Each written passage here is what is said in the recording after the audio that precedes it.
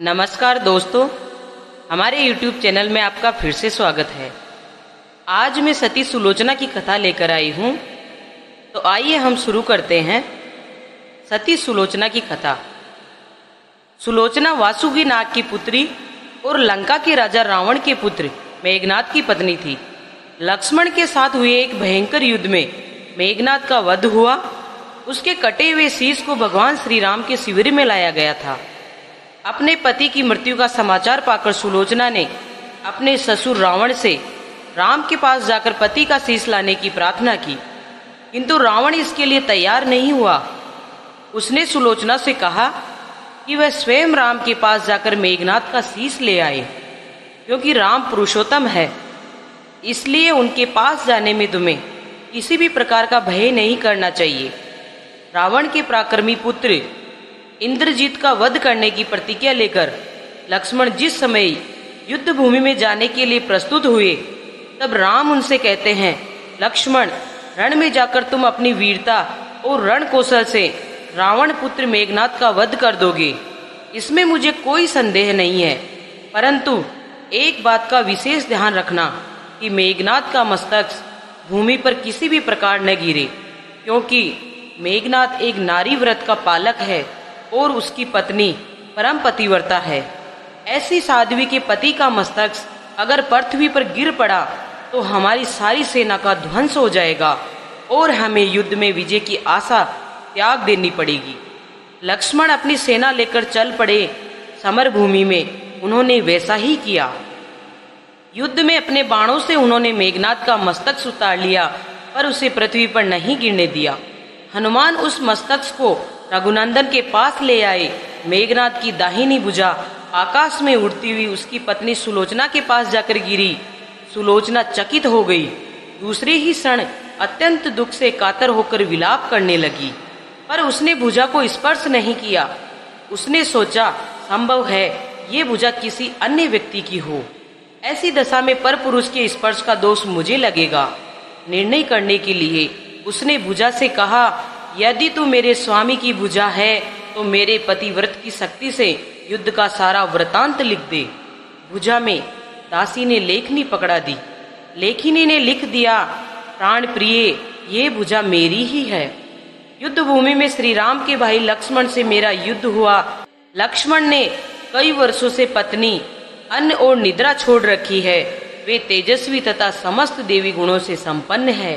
संग्राम में उनके साथ मेरी एक नहीं चली। अंत में उन्हीं के बाणों से युद्ध होने से मेरा प्राणांत हो गया। मेरा शीश श्री राम के पास है। पति की भुजा लिखित पंक्तियां पढ़ते ही सुलोचना व्याकुल हो गई। पुत्र वधु के विलाप को सुनकर लंकापति रावण ने आकर कहा, शोक न कर पुत्री, प्रातः होते ही सहस्त्रों मस्तक मेरे बाणों से कट कट कर पृथ्वी पर लौट जाएंगे।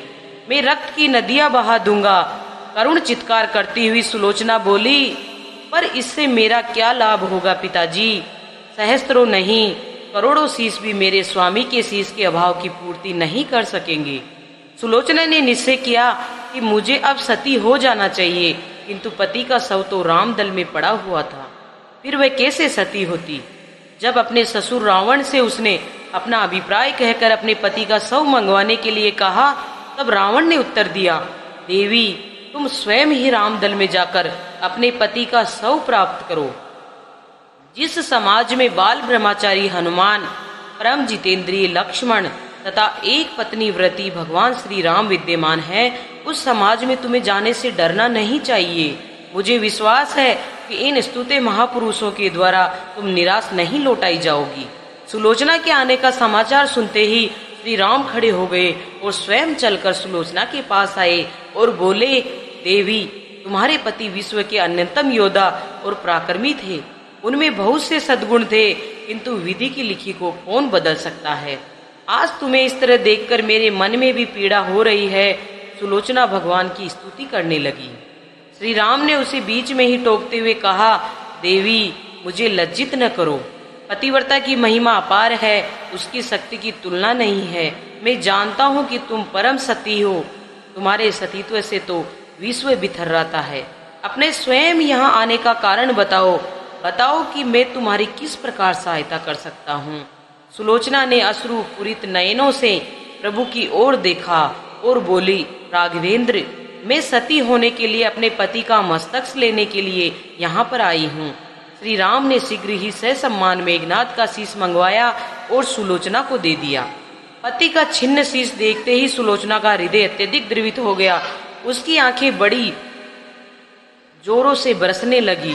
रोते रोते उसने पास खड़े लक्ष्मण की ओर देखा और कहा, सुमित्रा नंदन, तुम भूलकर भी गर्व मत करना कि मेघनाद का वध तुमने किया है। मेघनाद को धराशायी करने की शक्ति विश्व में किसी के पास नहीं थी। यह तो पतिव्रता नारियों का भाग्य था। आपकी पत्नी भी पतिव्रता है और मैं भी पति चरणों में अनुरक्ति रखने वाली अनन्य उपासिका हूँ। पर मेरे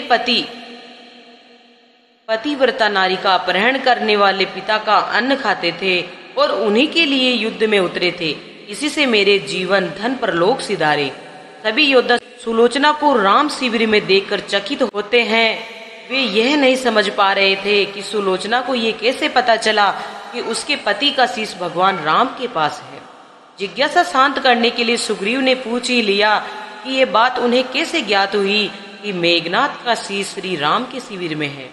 सुलोचना ने स्पष्टता से बता दिया, मेरे पति की भुजा युद्ध भूमि से उड़ती हुई मेरे पास चली गई थी। उसी ने लिखकर मुझे बता दिया। व्यंग्य भरे शब्दों में सुग्रीव बोल उठे, निष्प्राण भुजा यदि लिख सकती है फिर तो ये कटा हुआ सिर हंस भी सकता है। श्री राम ने कहा, व्यर्थ बातें मत करो मित्र, पतिव्रता के महात्म्य को तुम नहीं जानते हो। यदि वह चाहे तो ये कटा हुआ सिर भी हंस सकता है। श्री राम की मुखकृति देखकर सुलोचना उनके भावों को समझ गई। उसने कहा, यदि मैं मन में वचन और कर्म से पति को देवता मानती हूँ तो मेरे पति का ये निर्जीव मस्तक से हंस उठे।